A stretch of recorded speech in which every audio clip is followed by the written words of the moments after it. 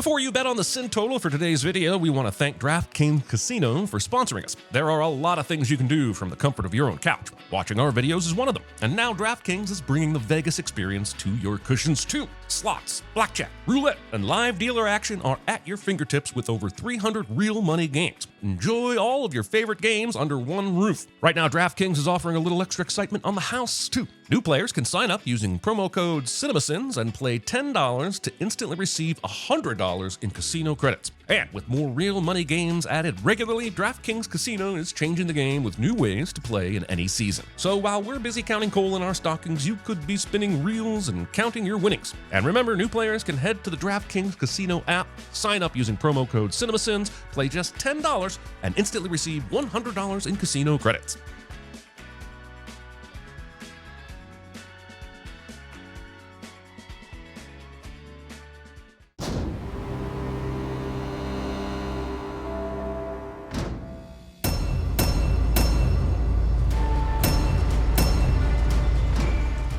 Discovery. Turns out, if you take all these partially amputated letters from the opening credits, it spells out, but and then you can tell everyone about it. So your waste of time becomes their waste of time. Also, trying to avoid a sin for 1 minute and 8 seconds of credits by covering it with an even more sinful dose of musical nepotism just because you didn't realize I'm a multitasker. The Kia Carnival, the preferred horseless carriage of serial killers everywhere.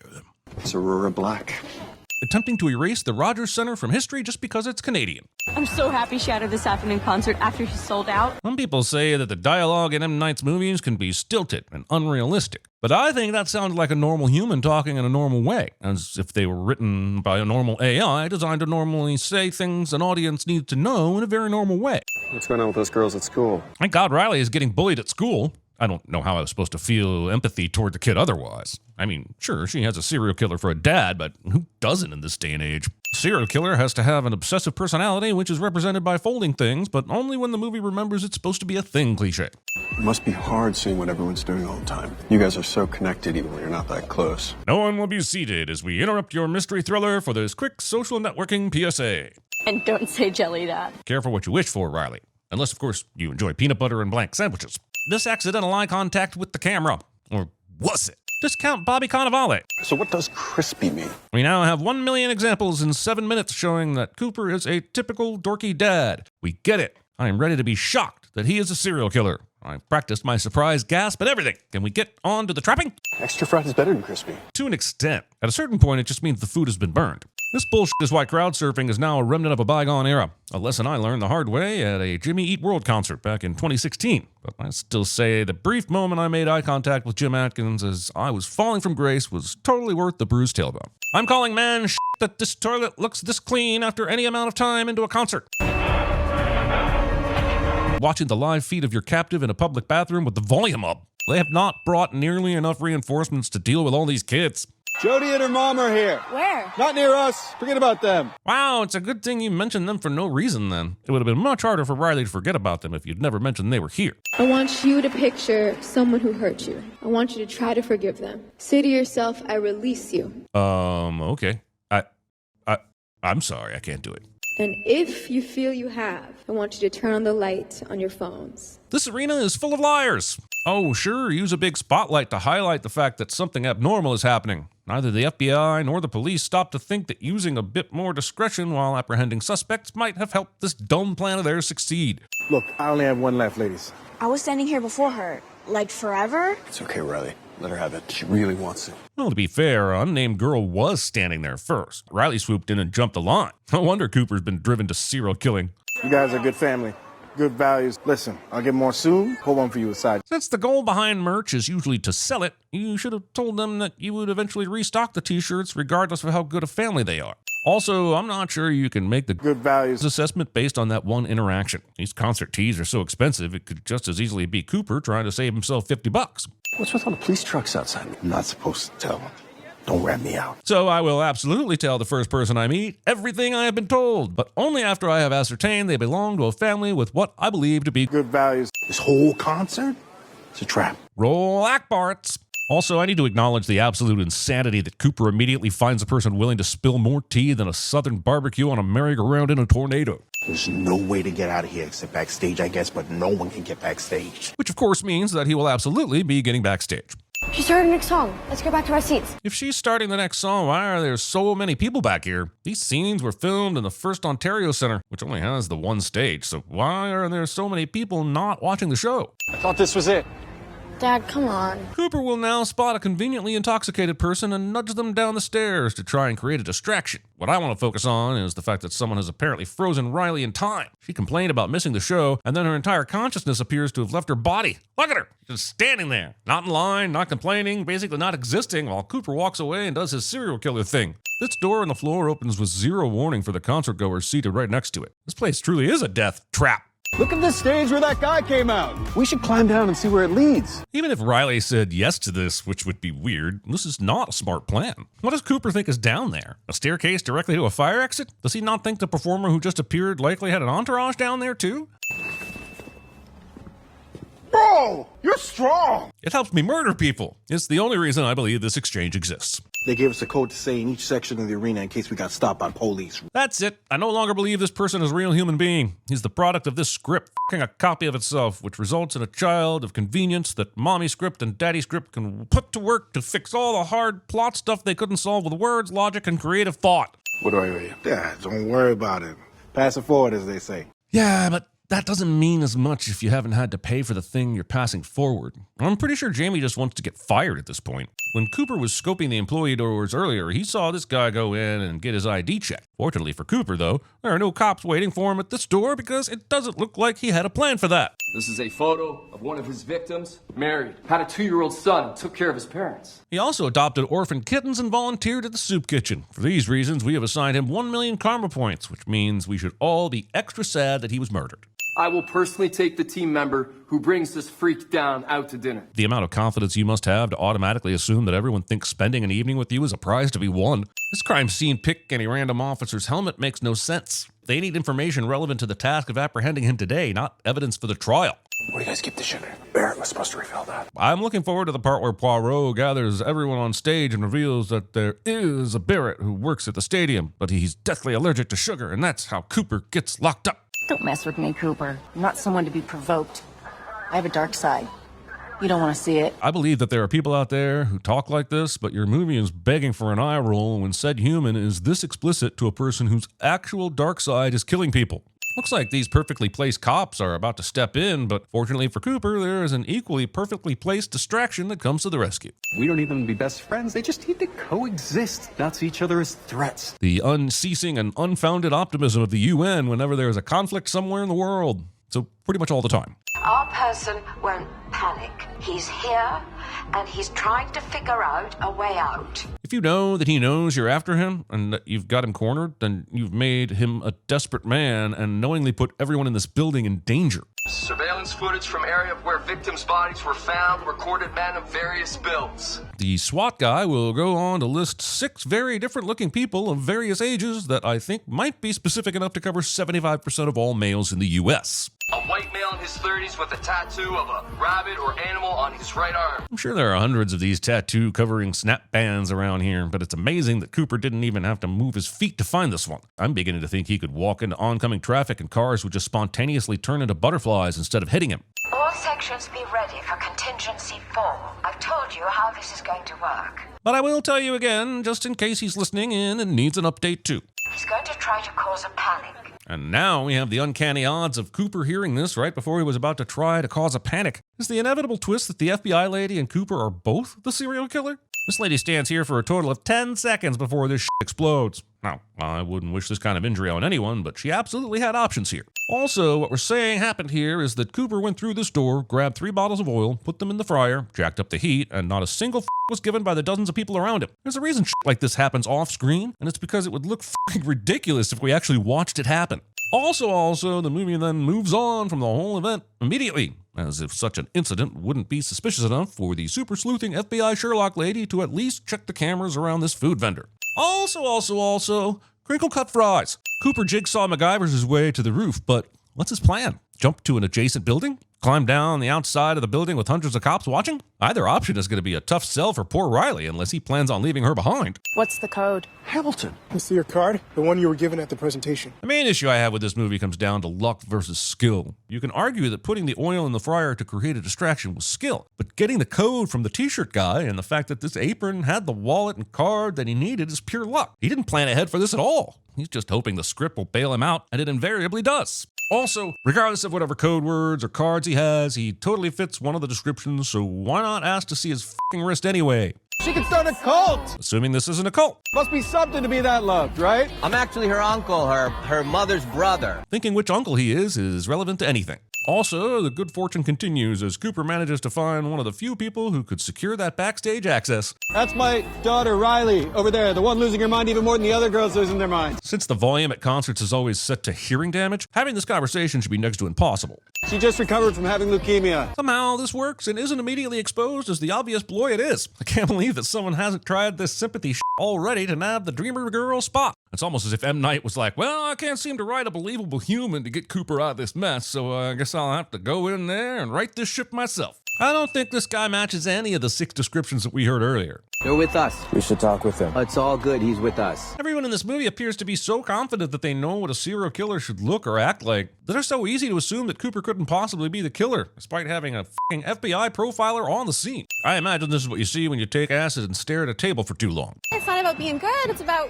goofing around. The MCU. Rumor has it this movie was going to be incorporated into the Unbreakable universe entitled Split Diopter. But apparently, the plot just wouldn't come into focus. Don't tell me to breathe! Kits. Also, that's Jody, the kid who was excluding Riley at school. So I guess I should now be cheering at the conclusion of that much-needed and completely runtime-worthy subplot. Your daughter's never gonna forget today. Cooper doesn't think it's weird that the third act of the movie just attempted to have a conversation with him. If anyone tries to get backstage, let me know. Unless they're already backstage, in which case they get a complete pass and have my personal blessing to continue their serial killer ways. Check and see if there's space. So if there's no space, what are you going to do? Dump her body in the alley? She will either go into this medical tent or you'll need to find another one. There's no reason for you not to bring her with you. This is an urgent appeal to movie watchers everywhere. Every second, an average of 17 children or young adult characters are given asthma for no good reason. Please, find it in your heart to feel empathy for every young character, regardless of lung capacity. If we commit to this, by 2065, we can disband the asthma pump prop lobby and the rather ironic stranglehold they have on the industry. Thank you. You won't stop until I doo-doo on myself, now will you? My open letter to the pepper industry after the creation of the Carolina Reaper somehow makes it into the script. Everyone needs a break when they're starting out. I owe a lot to the thinker. Directors who force their daughters to address them as the thinker. White people can't dance to take a life cliche. I specifically said I wanted honeysuckle sour kombucha, bitch. This performer is extremely specific with his drink orders and horrible to the people who work for them, because that's easier than writing an actual personality. We just have some extra security tonight. Only Lady Raven and her very close group are excluded. You know, a trap is only as good as the assholes who decided there were any exceptions to the trap. Also, are they supposed to be impressed that Lady Raven is excluded from extra security checks? Is this a flex or something? Can you give me something to explain why this extra information was just volunteered? Other than convenience being the primary food source of the plot? There were 3,000 men here. We're questioning everyone as they leave. So what questions would these be? Are you a serial killer? Have you ever been a serial killer? Okay, the tattoo is a giveaway, but the cops don't know for certain that the tattoo guy is actually the serial killer. It could be any of the other 5 people they described, so what exactly are they asking them that would prove they're the killer? What you're going to do in front of everybody is you're going to ask me and my daughter if we want to ride in your limousine, and then you're going to drive us out of here. But won't they think it's super suspicious that a man matching one of the descriptions is an unplanned addition to her entourage? All this occurs very publicly at a huge event, and the news media is nowhere in sight. Oh, I guess he's done it. No, that's fine. It's just that I came into this expecting M. Night's Home Alone, where Cooper would have to use his smarts to avoid getting caught like a serial killer version of Walter White. Wait, I guess Walter White is a serial killer version of Walter White. Anyway, what I'm trying to say is that this could and should have been so much more fun than an exploding fryer stealing a radio and driving away in a limo. It's cute that they thought these 2 rows of movable fences were going to stop anything, and that they could only move the second set after the car had moved an additional 5 feet. You can just drop us off in the near corner. We're parked nearby. Okay, but what happens next? Eventually eventually Lady Raven is going to tell people about him. I know he's got Spencer as collateral, but how are they keeping in touch to know she won't rat on him? Or is he just hoping that she'll keep quiet indefinitely, even after he releases Spencer? I'm not investing unless I see a clear 5-year plan. That's acting strange. How?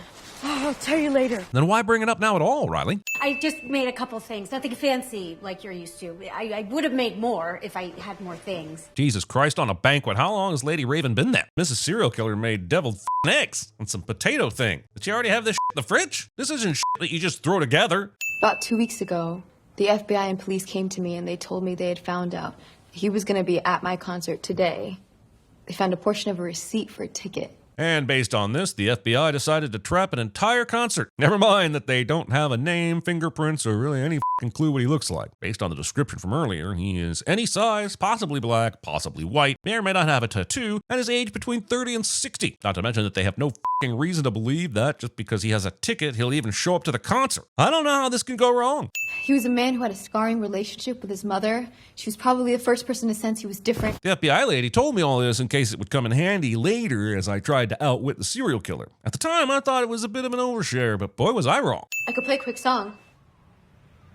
Ah, it's a piano! Kill it now! Wait, was that not the proper response? I got a little confused with what the camera movement was trying to convey. The lyrics to this song include Faustian trades, and I'm sure most singers would sell their souls in exchange for this uncanny ability to connect with kids through post-World War II German literature. Can I have my phone back, please? I have to go to the bathroom. Where is it? I mean, why don't they think it's weird that she's just walked off with his phone to the bathroom? Hey guys, I need help here.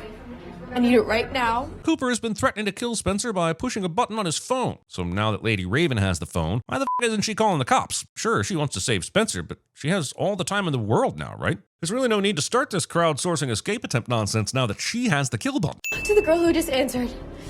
There's only a few minutes. To the person who just answered, the girl who just answered. How did you get this look comment up so quickly? Also, why is there only a few minutes? Cooper said there was a button he had to press, or is this like a lost situation where he has to keep pressing a button to reset the timer? Because that seems very inconvenient. Get your family and other adults and go there right now. Get your family? Call the cops if you have the address. What if he's booby-trapped the place? Why are you only now texting your driver? Rachel, listen to me.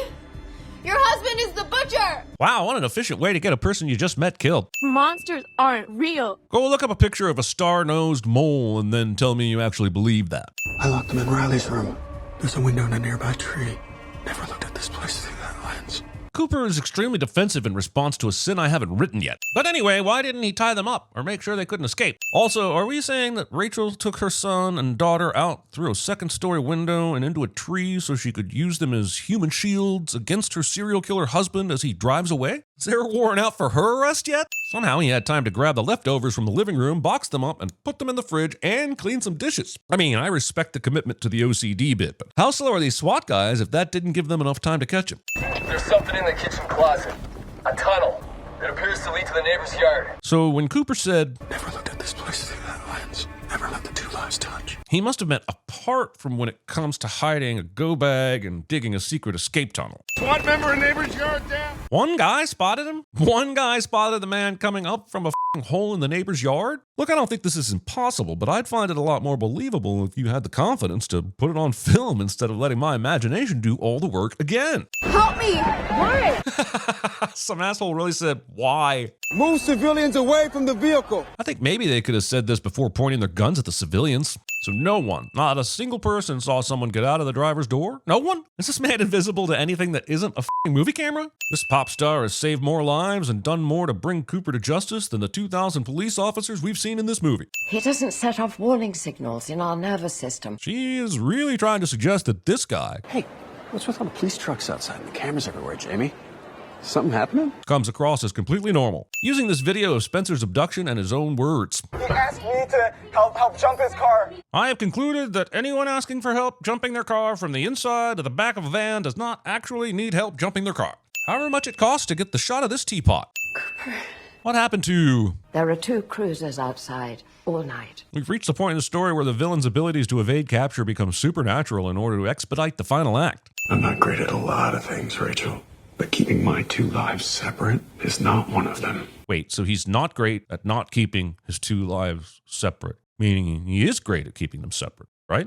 What a weird way to say that. Maybe the trap wasn't set there at the concert. Maybe it was set here. Call is coming from inside the house cliche. The smell of cleaning fluid on your clothes. Not the type the firehouse, the type you smell at hospitals. Nothing I could have done about that, I'm afraid. I mean, other than using the same cleaning fluid Rachel just mentioned that you use at the firehouse, right? I feel like that would have worked. Or maybe, like, having a set of clothes that you use specifically for butchering instead of doing that shit in your regular clothes. Well, I don't want to further incriminate myself, but I'm just saying he had a lot of options here. I guess he's taking his shirt off to avoid any Rachel-flavored blood spatter, but what about his pants and underwear? Does he not care about getting them bloody too? Look, I'm just saying Anthony Hopkins would have gone full Monty for this scene. You followed me one day to the safe house on Brewster. But there's nothing in there, Rachel.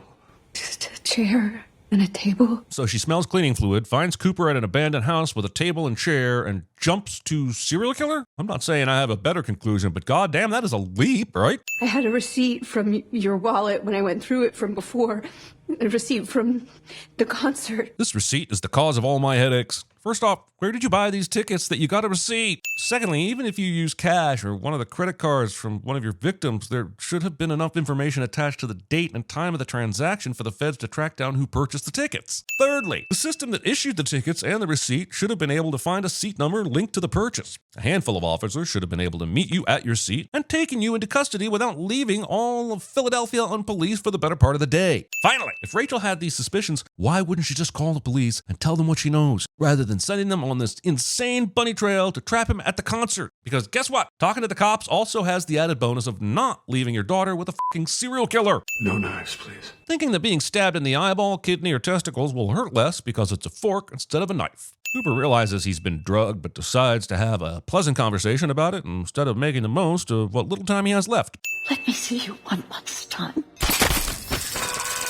You know, FBI lady, the theatrics of catching Cooper by pretending to be his mother are only impressive because Rachel didn't get stabbed to death while you were waiting in the fucking doorway for your big moment. This poor bastard loses his eyes because they go weak sauce with the takedown. Well, I'm not suggesting they should shoot him, but how about some of those beanbag rounds or like 5 tasers? Please give me a second. White privilege. None of the 9 people whose current job is to watch one serial killer for a living spot and palm the piece of metal that he'll use to uncuff himself. Also, this escape would have been a lot harder or damn near impossible if you'd cuffed his hands behind his back and treated him like a serial killer who just left his thumbprints in your colleagues' eye holes. They bring the kids back to the scene right as their dad is getting arrested because the main goal of the East Dublin police is to create maximum drama. Cooper escapes, and I, for one, can't wait for Trap 2, Trapped, which will end up being a backdoor sequel to After Earth, where they find out every one of M. Night's movies takes place during Josh Hartnett's coma in Time Traveler. The only reprieve is that the aliens from Signs will confront the Apocalypse people from Knock at the Cabin and bring about a swift end to humanity before anyone has a chance to bitch about it on Reddit.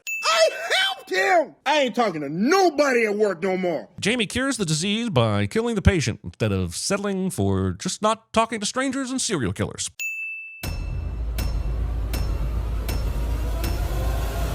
Stop that! You're not going into a song while I'm here. I'll ever complain, I might snap. I'm out of restraint.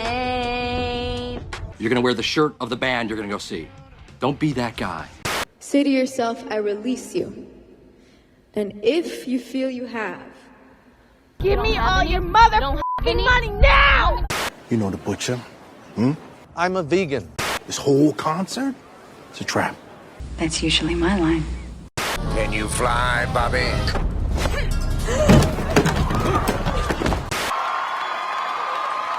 Your booze mean nothing. I've seen what makes you cheer. on 3, everybody scream. What's your code? I mean, if you can say, I don't want you to get in trouble. Fidelio. What the hell are you doing out here? This is not my locker. Hey! Hey! What I want out of each and every one of you is a hard target search of every gas station, residence, warehouse, farmhouse, hen house, outhouse, or doghouse in that area. Do you know what you look like to me with your good bag and your cheap shoes? You look like a rube.